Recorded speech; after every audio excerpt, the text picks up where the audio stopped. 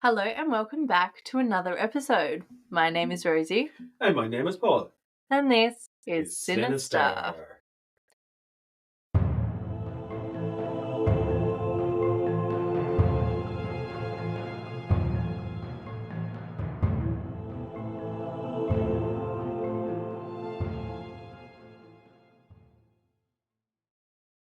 So also, before we get started today, I did think it would be a good idea for us to ask for recommendations. I feel like, remember with the Anita Cobby, we kind of thought that would do really well, and then a lot less people watched the second episode than the first one, which fair was a very gruesome case. Charles Bishop, there was a lot of stuff in that case. It was a lot to take in. There was a lot to take in. It was a hectic case. And then there was other episodes where we were like, oh, this might not do so well, and they absolutely skyrocketed, and people seemed to love them. So really, it's just like a bit of feedback. Yeah, What takes your fancy? Absolutely. If there's a case you want to hear about, let me know, and we can do our best to accommodate that. But yeah, no, just let us know what you want to hear about. And plus, tonight's episode is coming from our brand new recording studio. So exciting. So if there's a bit of an echo, look, we're trying to play around with stuff. We are playing around with stuff at the moment. Hopefully that's a bit better. We're still moving into a house. There's some bare walls. Yes. If there's an echo, look, we apologise for that. Yeah. Hopefully this is decent audio. If not, we want your feedback on that too. So today's episode was supposed to be another Halloween episode. However, as we discussed, obviously, this week we have been moving, and the move has had us in a little bit of a frenzy. So getting this out for Halloween wasn't really on the table. So next Halloween, we're going to have some serious episodes out. We should have some serious episodes out for next Halloween. Granted, this really would only be classed as like a Halloween episode, and other people that have had episodes on this case have called it a Halloween episode due to its link with a very famous horror movie. Regardless, I think it's a very important case to discuss, as all are. So this is the disturbing case of Cassie Jo Stoddart, which gained international attention due to the nature of the event and the fact that her killers were inspired by the 1996 horror movie Scream. And this case gave them the nickname the Scream Killers. Do you remember Scream? I remember Scream. You watched Scream? That was kind of... You're thinking of Scary Movie, aren't you? Yeah. Yeah. I think the comedy one now. That was a comedy version of Scream. We're getting off the case. Do you remember Scream? No? No. Well, I can't give Scream away for anyone that doesn't know. But anyway, just like in Scream, Cassie was targeted by people she should have been able to trust, and she did trust, which unfortunately led to these horrific events. So let me tell you Cassie's story. Cassie Jo Stoddart was a well-liked, social and responsible student who attended Pocatello High School in Idaho. This is a case from the United States. So Cassie was only 16 years old and regularly trusted to babysit and house sit for family and friends. So one weekend, her aunt and uncle, Allison and Frank, were going out of town for the weekend. So they asked Cassie to house sit and watch their pets at their home in Whispering Cliffs. So it was Friday the 22nd of September 2006 and Cassie's first night house-sitting. She would be house-sitting until the Sunday. Cassie ended up inviting her boyfriend Matt Beckham over to watch a few movies, and he arrived around 6 p.m. Cassie had also told friends Brian Draper and Tori Adamsick that she would be house-sitting and told them they could come around to hang out with her and Matt, and so they arrived around 7-ish. These two boys were 16-year-old classmates of Cassie and Matt's. So they arrived and Cassie gave them a tour of her aunt and uncle's entire home, including the basement. After the tour, the group went to the living room and decided to watch a movie. Now, Brian and Tori were big horror movie buffs. Everyone knew this about them, and the group ended up picking to watch the second Kill Bill movie, which I don't feel is super horror movie style. But anyway. Do you know Kill Bill? Yeah, I've heard of it. I don't know if I've actually seen it, but yeah, I could be getting mixed up with a different film, but I've heard of it.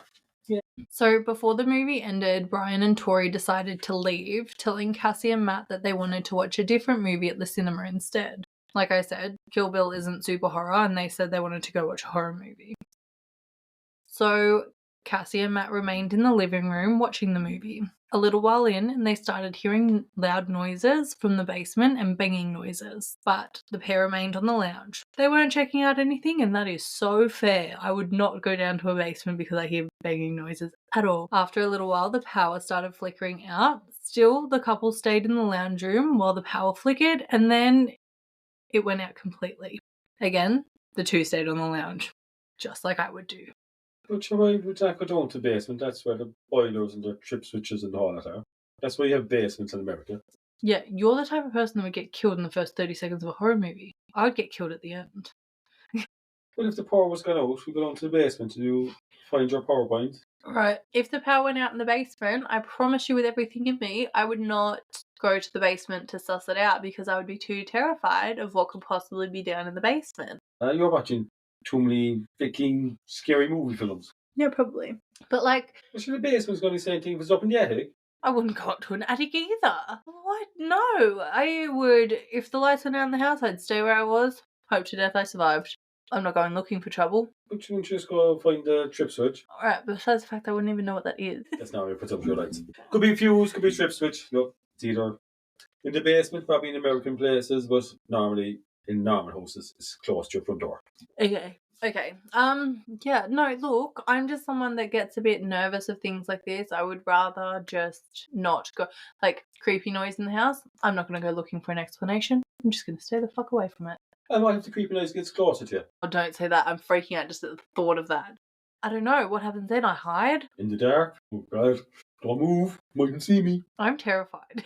I'm getting anxious just hearing no. I don't know. I do not like the idea. Even, like, there was noises going on the other day and, in here, I was upstairs and there was noises coming from downstairs. I stayed in bed. I did not move. Not a chance was I moving. If noises started walking up those stairs, something would happen. Every house talks. I don't want a talking house. Every house talks. It's actually in a song by, I'm never going to get this, so like, I won't even think about it. Look, it won't even come to me. I'll tell you, I'll get this, when I get the song, it's even actually tune, like how, it's part of the lyrics is how every house speaks.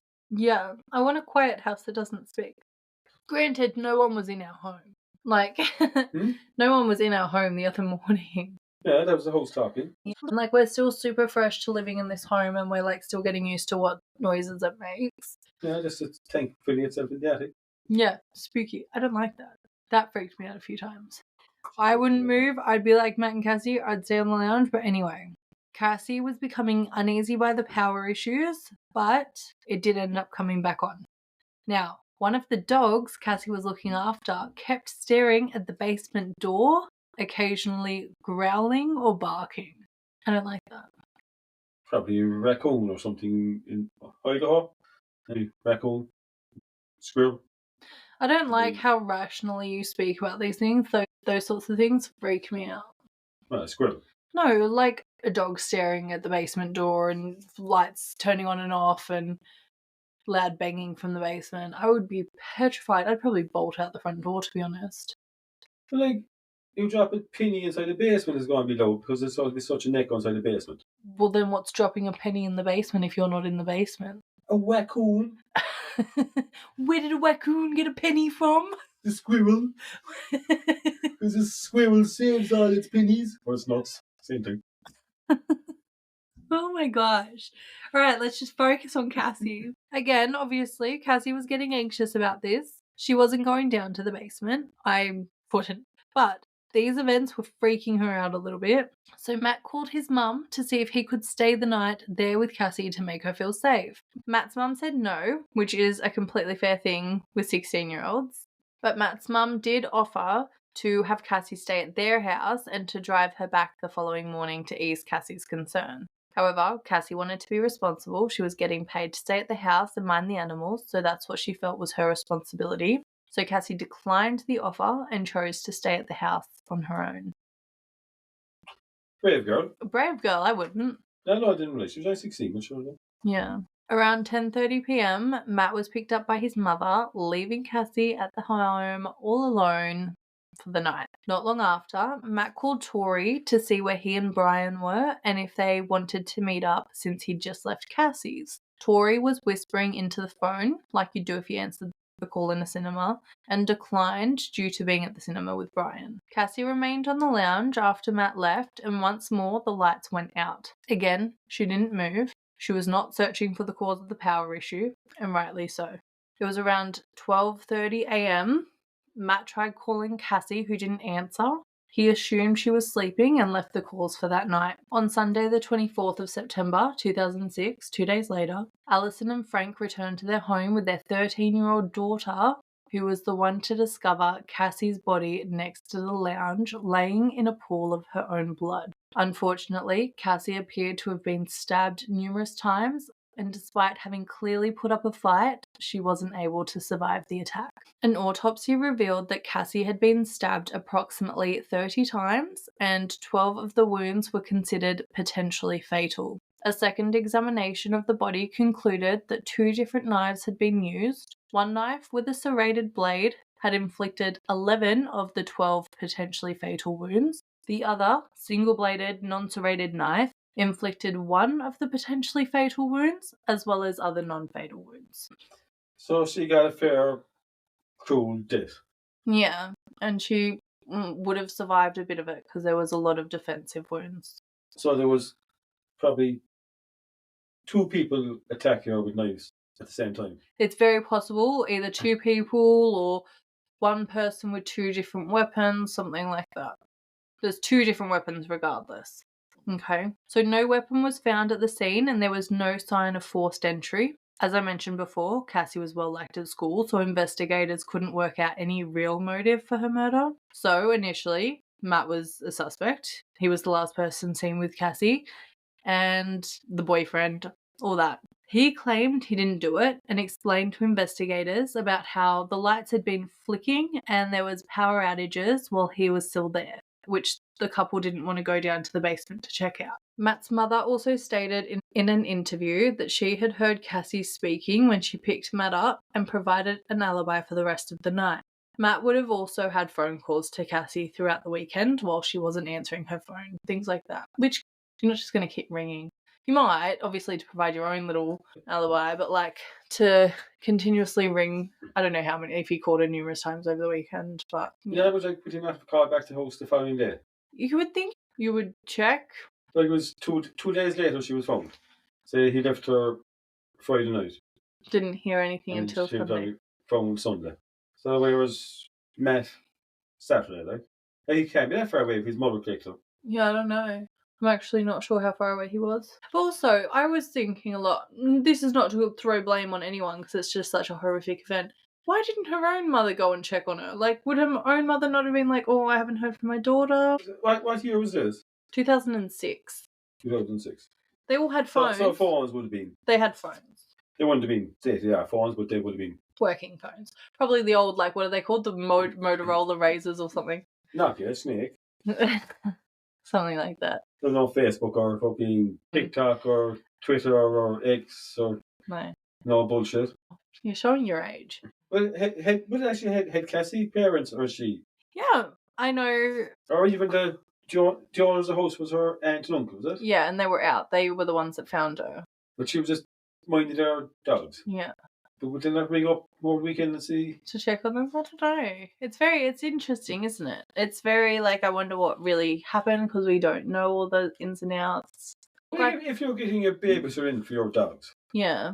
If you're just that worried about your pets. Like, would you not... Call them to check? The babysitter mind your kids. Yeah. But do you think that they'd be ringing up straight away every hour? How's Lassie, my little poodle, or... I used to have Mum babysit Duchess if I was, like, going out for the night. Like, and I would check up on her, so I don't know.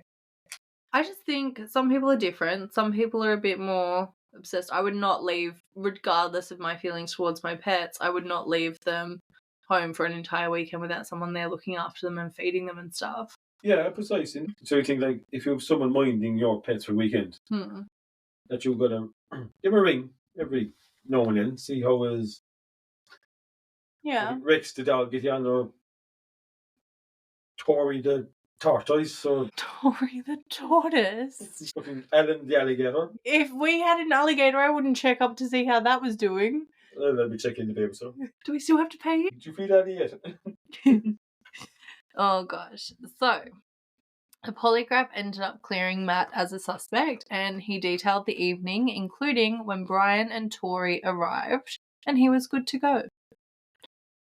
Investigators found no reason for the power outage, so they took fingerprints from the circuit box in the basement to work out if someone had tampered with it. Here they found a clear set of fingerprints belonging to Cassie's mother, Anna's boyfriend. Cassie's mother's? So Cassie's mother's name is Anna, and Anna had a boyfriend. I'm not sure what his name is. However, before you write too much, he had an alibi for the night of the murder, and it was confirmed by Alison and Frank that he had done electrical work a few months prior for the family, and he was cleared. I waited for you to write it down too. I wanted the suspense, but I was like, this is just cruel. You're writing down a full That's a waste of ink. Now, investigators looked into Brian and Tori, as Matt had said that they were there that evening. Brian and Tori explained how they'd left Cassie and Matt to go to the cinema to watch a movie called Pulse. However, neither of them could explain what the plot of the movie was or recount a single detail from this movie, which is obviously a smidge suspicious. The boys had been acting quite erratic following the murder, and police wanted to push them a little harder to get information on what they did that night. Brian, in particular, was acting super strange while he was left alone in the interrogation room as well. Like, very fidgety the entire time. So he would be playing I keep going to say air guitar, but he was playing air drums and pacing back and forth a lot. He started rearranging his wallet, like pulling out everything in his wallet and putting it back in. I don't know how long they left him in the room for, but there was a full video I watched where he was just pacing around and just acting really, just a little odd. Bit nervous looking. Kind of like he was trying to calm his nerves or something like that. Agitated. Yeah, something like that. So when Brian was in his second interview, which his parents were present for, but not in the room with him. So they were in the police station, but not in the interrogation room with him. During this interview, he confessed that he didn't actually go to the movies that night. He said that they had actually gone through cars in the area, obviously looking for things worth robbing, and said that they'd gone to the cinema to hide that. Police told him that the car burglary story wasn't convincing. Brian insisted that that was the truth, and he ended up leaving with his parents. Kids are silly. You've got to remember, they panic over little things. It's like you could be getting done with murder and all you did was open an unlocked car and try and see if there was change inside. But because you don't want to confess to that little thing. Yeah, and you're being interrogated for something a lot more serious. Yeah. So, police look further into the two, and they discover that Brian, in particular, idolised Eric Harris and Dylan Klebold, who I don't know if you know who they were. They were the perpetrators of the 1999 Columbine High School massacre. Remember hearing about Columbine? Yeah, maybe fine. Look. Massive school shooting. Yeah, which like they're a constant thing in America, so I think this is like one of the original massive ones that kind of started a lot of them. It was like 2 outcast kids went and shot up the entire school. And there's actually a thing now called the Columbine effect from other people hearing about it and kind of wanting to recreate this massacre. No, I say it's a sad, but it's a big thing over there. It is. It's horrific how big it is over there. I say that's because no gun control. Firearms are so plentiful. So Brian also had a general fascination in violent events and movies. I do think you can have a general fascination in horror movies and like things like that without killing your friends. I like horror movies. Firearms are just a natural thing, and mix firearms with scary movies or mix firearms with horror films, mix firearms with fucking PlayStation. Yeah. I think they're fucking Robocops.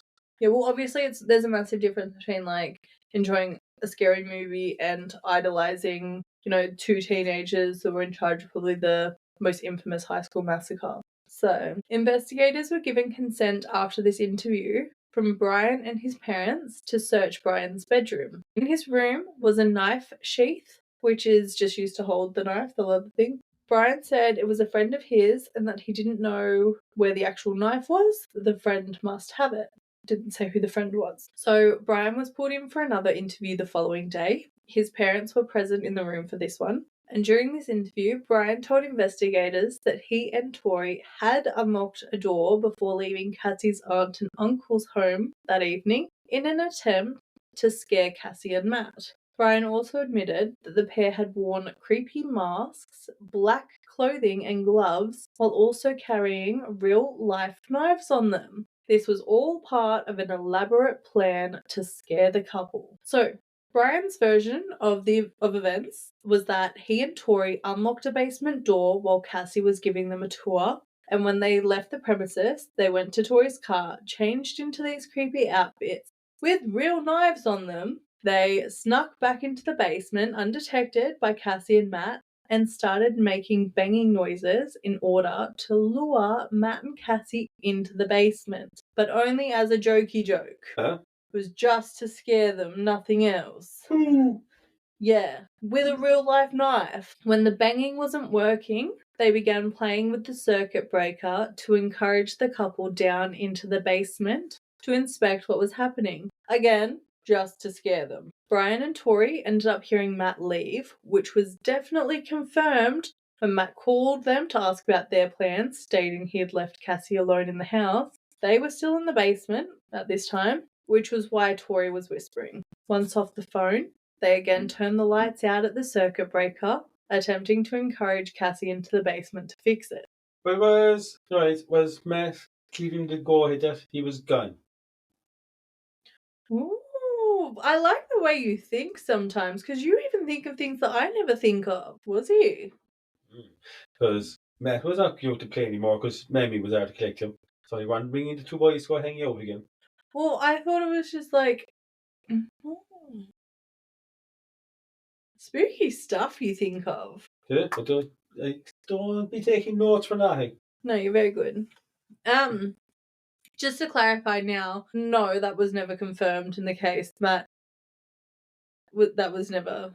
Fucking investigators are doing this case, like. Not you. We want all your feedback on this because I think this case should be reopened.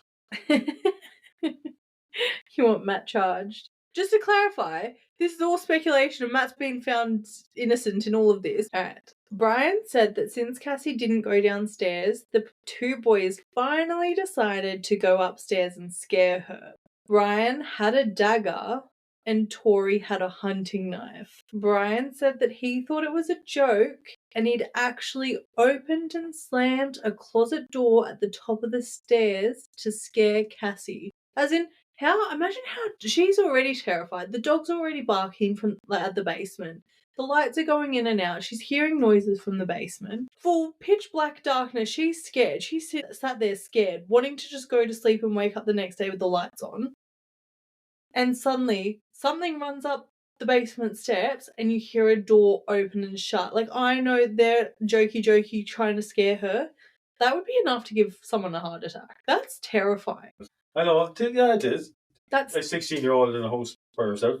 Must be a big house, because it seems to have a basement. Yeah. So anyway, this was when Brian noticed Tori was actually stabbing Cassie. Brian stated he never stabbed Cassie or so much as touched her. Brian also told investigators that Tori had threatened to kill Brian if he told authorities the truth about that knife. Brian agreed to show investigators where he and Tori had disposed of items involved in the murder. He took them to the spot the boys had buried all the evidence, including their costumes and weapons, but also a Sony videotape. Brian was arrested and spent the night in jail before being interviewed for the fourth time the following day. We're now at the 28th of September. So it's 4 days after Tori was found. So note, Brian's parents weren't at the interview, but Brian agreed to do the interview without them. He is 16. Legally, his parents can be there. But he was read his Miranda rights, told that he doesn't have to speak, all of that stuff. Brian continued saying that Tori was the only person that stabbed Cassie. An investigator asked if Brian stabbed Cassie to keep Tori from turning on him. Brian nodded. Brian ended up admitting to stabbing Cassie 4 times in the leg and chest. He said that Tori had told him he needed to stab her. And after Brian had stabbed her in the leg, Tori told him that that wasn't going to work as she had to die. Tori ended up turning on Brian too in his interviews and it just ends up being both men for themselves against the other. Obviously, 2 teenage boys in over their head committed a murder. They don't want to go to jail. They're going to turn on each other. They were willing to... Cassie was their friend. Yeah, look, there was a case like that in this country not long either. What, that they killed a friend? Or that 2 people turned on each other? No, they lured the girl to a location. Wait, is this the teenager one? I want to cover this one. I heard about it.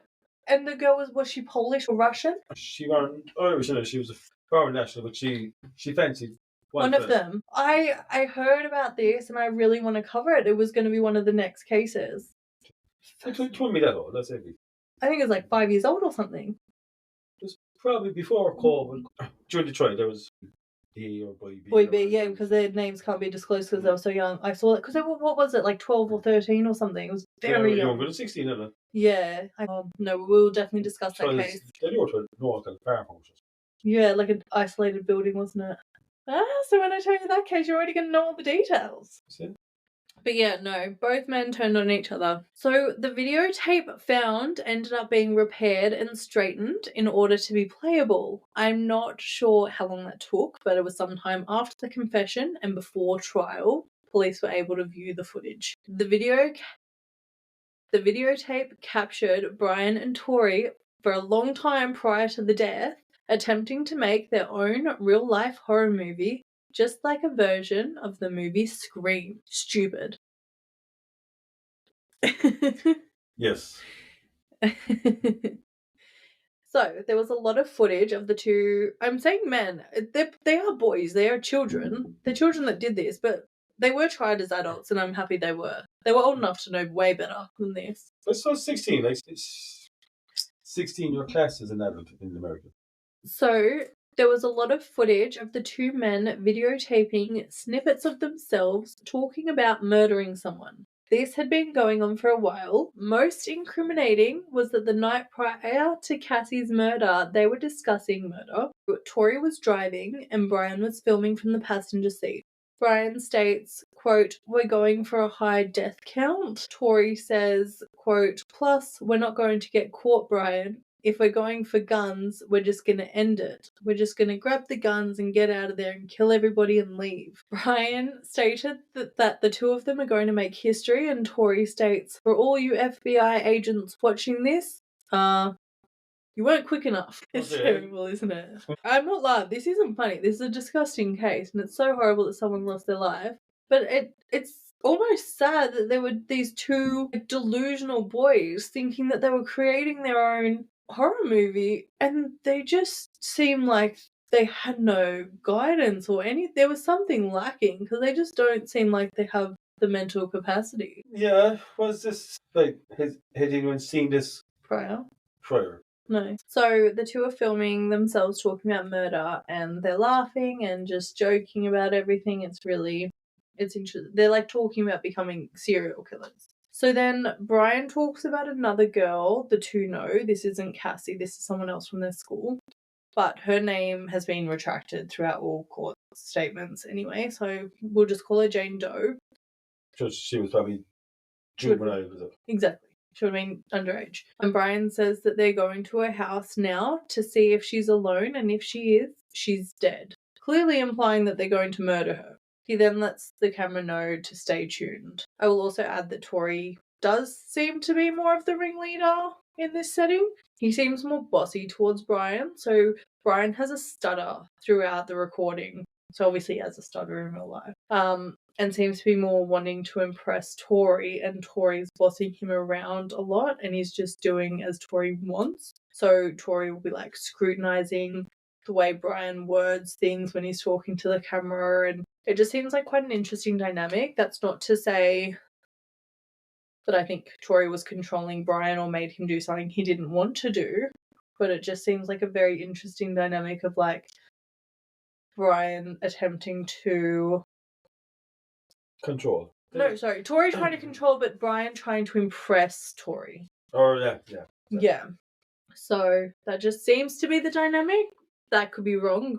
I don't know. So then it's a few minutes later, they turn the camera back on. So this is, those old cameras, 2006, and they have the time recording and everything like that. So it's like the date and time. So they that's all in police footage. It's kind of VCR camera, like. Yeah. So it's all very documented, date and time, perfect. They turn the camera back on and a few minutes after and explain that they've searched around the outside of this girl's property and it's clear that she isn't home.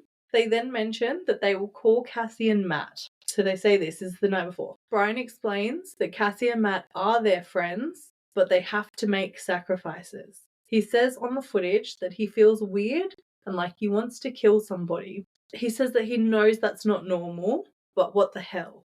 Then Tori states, I feel like we need to break away from normal life. So they're there knowing this is wrong. They're admitting that this is wrong. They're not going to make a video of the right. No, I don't think I'd want to make a video of myself murdering someone, to be honest. Like, they're acting as if, like, all the best serial killers in the world are going to want to buy this tape and that's who's going to access this. And it's like, if the FBI have this tape, we're dead. I'm going to say a lot of what they say, but it's just the way they were thinking. It is very juvenile. They then digress with Tori on a talk about God, and it's obviously not real, and it's just trying to get people to do good, or else so-called, then he air quotes, you go to hell. So then Brian says, and we're obviously going to hell if it's real, but who gives a shit? And Tori says, quote, and why would you say it's real? This just kind of continues, Brian seeming to want to impress Tori. Obviously it's not real, yada, yada, yada. Like, it's just very... Yeah, I don't know, their dynamic is strange. Tori, shortly after the Jesus spiel, explains that the point he's making is that we're only taught that killing people is wrong because it's breaking the law. He says there shouldn't be a law against killing people because if you restrict somebody from it, they're just going to want it more. I'm obviously paraphrasing what they're saying. Yeah. The entire transcripts are available online for anyone interested, and there are some video recordings available online. But that wasn't something... I went through the transcripts. I didn't want to watch the videos, actually. I watched parts of the videos and I just got a bit creeped out. I feel like I can cope with a lot of eerie, creepy stuff, and I was a bit like, do you know what? I'm good. So they then go to Cassie's home where they know Matt is as well. This is the night before. So this is the Thursday. The actual murder didn't happen until the Friday. So this is still the night before. They go to Cassie's mum's home and they were talking about sneaking into Cassie's room if no parents are there. They were actively talking about murdering both Matt and Cassie on the tapes. Camera turns off. A while later, the camera's back on. Tori's driving. Brian's in the passenger seat and they state they found their first victim and it's going to be Cassie Stoddart. Oh, and they say, and her friends. If she has friends over the following evening while house sitting for her family. So they're thinking she's house sitting the weekend. She'll probably have friends over. They're going to get her and anyone else she brings over. They were playing a big gang killing. Yeah, they were stating how perfect it was that she'll be in a big dark house in the middle of nowhere. The two are laughing throughout recording too, and Tori then states, I'm horny just thinking about it. She was getting harmed for murder.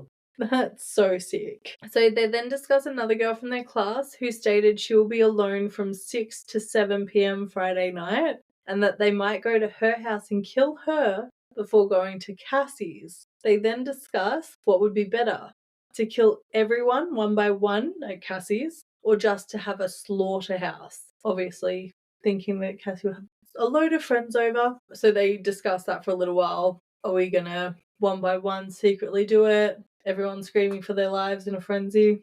It's sick. They're assessing this for ages. And then, again, they go into another spiel about God and good and evil and all that stuff. Brian then states that the two of them are sick psychopaths who get their pleasure off killing other people. He says they're going down in history. They're going to be just like Scream. And they compare themselves to Ed Gein, who, I don't know if you know Ed Gein, he was a very mentally ill serial killer who had like exhumed corpses rotting in his home and things like that he used to sleep beside, like in his bedroom. He actually died in a mental health institution. He wasn't even in prison.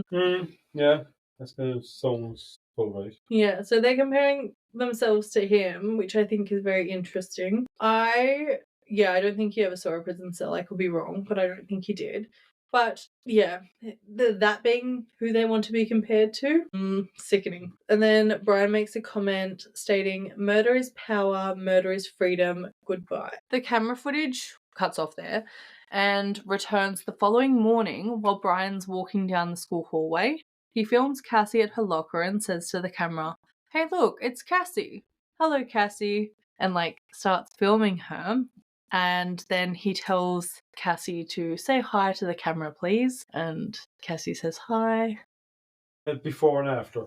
It's very sick. Then around noon, they're filming themselves again. Obviously, how are people so stupid? But I love when people are dumb enough to do something like freaking film themselves planning a murder. Yeah, it ruins my job. There's no investigation in it. I know.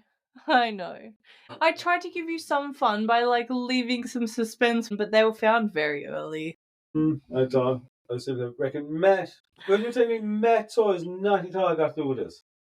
I genuinely, with everything in my in me, believe that had Matt and Cassie both gone down to the basement when the lights first turned off, they both would have been murdered. I think Matt's saving grace that night was that his mum took him home. But was Matt not going to be the director of this movie, or was he not going to be?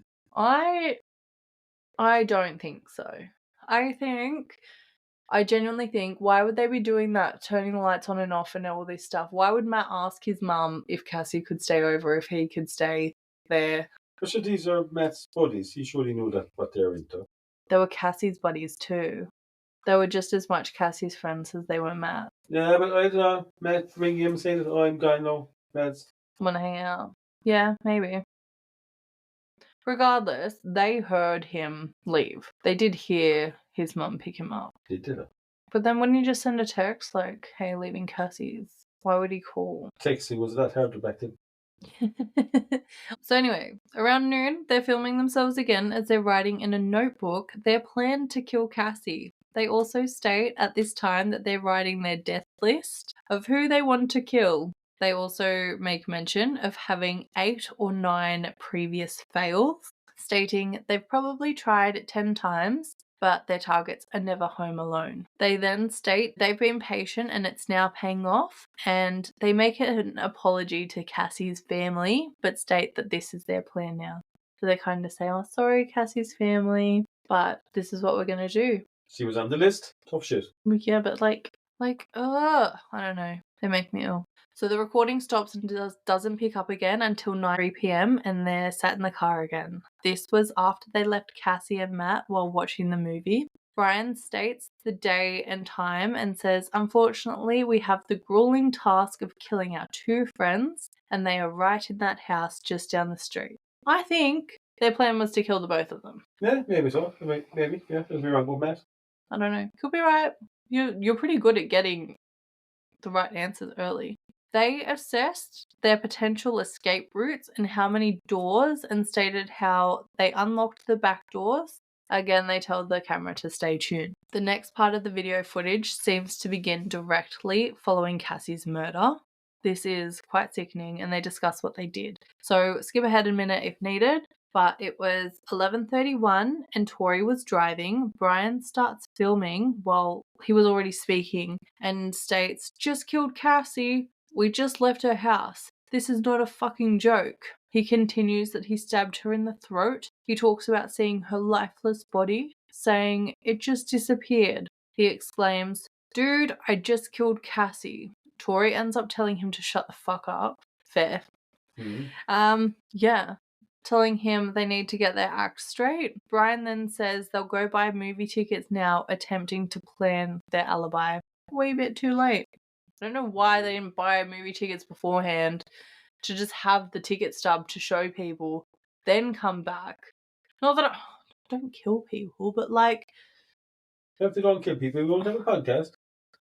Paul, my gosh, I'd rather they not be murderers. Boring podcast out there for true crimes. No, but I just think, I know they were 16. They're thinking that they're going to be these top serial killers, never get caught, rah, rah, rah. 4 days in, they film the whole thing and they couldn't think of anything. They get caught after their first murder. Yeah. 4 days after their first murder, with 9 failed attempts.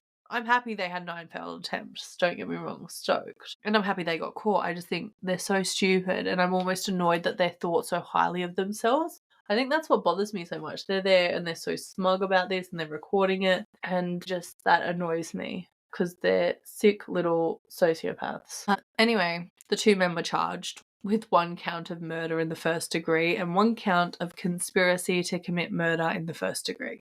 Because they planned it, they filmed themselves planning it. They were tried separately though. Their trial wasn't together, which I think is interesting. Brian attempted to suppress his 4th interview since his parents weren't there. Remember me telling you that? But he was read his Miranda rights and said he didn't need his parents there. That was a choice he made, and he continued speaking even though police told him he didn't need to. His defense also argued this tape was just part of a horror movie the 2 were making, but that obviously didn't hold up. Someone actually died. The 2 were sentenced to life in prison without the possibility of parole due to the murder, with 30 years to life added for conspiracy to commit first-degree murder because they planned and filmed themselves planning the entire thing, and that footage was shown at their trial. Had they just not filmed it, I'm stoked. I love that they filmed it. Premeditated. Yeah. The 2 boys, Brian and Tori, have attempted to be released numerous times. We were only minors, blah, blah, blah. No, they're still in jail. Thank goodness. Even parents have tried pleading, like Tori's parents tried claiming that he never even stated in the footage that he committed the murder. It's all very clear. Seems like the parents are worse there. They probably know damn well that their kids are little sociopaths. Yeah. And what the fuck do they want them back out in social life for? Exactly. They're trying to, don't get me wrong, I get that people love their kids, but if we had a child and we found a video that our child had planned murder, that wasn't playing around, there was planned murder, oh my gosh, I'd want my child locked away. I'm probably next on their list. Well, if you want locked away, he'd be inside a fucking 8-foot fucking hole in the ground. If he was one of them psychos. I'd bury him myself. Yeah. I wouldn't care how much I loved someone. You could take away another person's child. Get away from me. Look, I do think, how do parents not see this? Your kids are out school nights, late at night. I understand they're 16, you want your kids to have a little bit of freedom, but they're out all night, going to different people's houses, planning a murder, and you don't notice a thing? Yeah. Who buys them, who buys them the VCR? Who buys them the hunting knives? Who buys them the... Well, and also, I didn't actually state this. I did see it and I never wrote it in. There was someone else that testified. I can't remember who it was. It was an 18-year-old. I can't remember their name. He testified in the trial for both these boys that I think it was August. It was August 31st, somewhere around the end of August. So a month prior, he had been asked to buy Brian and Tori knives. So they went off to a thrift shop or something like this and each found a collection of knives that they wanted to buy, had the 18-year-old buy them because they at 16 couldn't purchase them, had this 18-year-old buy them. I think it was Brian had just gone to the bank and pulled out money to buy these knives. So they obviously had access to money, had a car, they had a camera to film themselves. There was all these things going on. They weren't from a poor background, they were spoiled little bastards. They probably were spoiled bastards. And then it's all mum and dad were in every interview pleading for their children to be released from prison. What, so they could do it again? Even judges said, I have no doubt that if you were released from prison, you'd do this again, and they would. Well, look, if they're in prison at 16, and even if they've done 10 or 20 years, they're hardly going to come out any better. We've talked about it before. Some people are just broken. That's just broken. There's no rehabilitating you. There was not even a little bit of motive. This girl was their friend. Cassie was their friend, and they thought it would be more fun to kill someone. They were willing to make a sacrifice of their own friend just to explore what murder felt like. Yeah, sure, because that case in Ireland. And there was, I'm sure there was actually a plea for parole for one of the children, they're probably adults at this stage. That's long ago. Yeah, because it happened when they were so young and stuff. Well, one of them, wasn't the claim that one of them, sorry, we're going off on a completely different tangent, but one of them had only, like, he had gone to the house, collected the girl for the friend to kill because the girl had a crush on the friend. And he had run away.